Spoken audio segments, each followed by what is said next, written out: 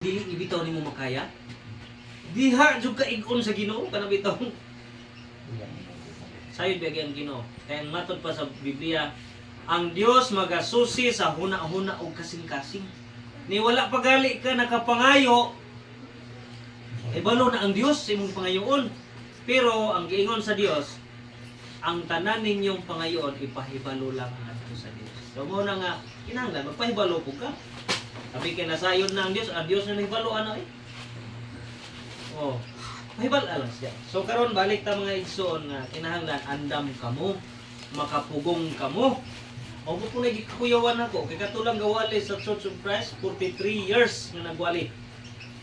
Oh, nasangit sa pira obra.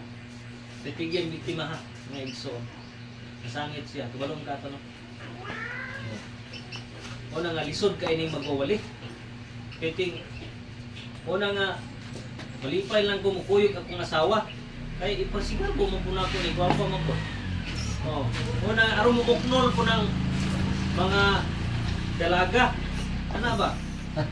Mo man giingon ni Apostol Pablo nga wala ba day kami katungod nga magpakuyog ng asawa.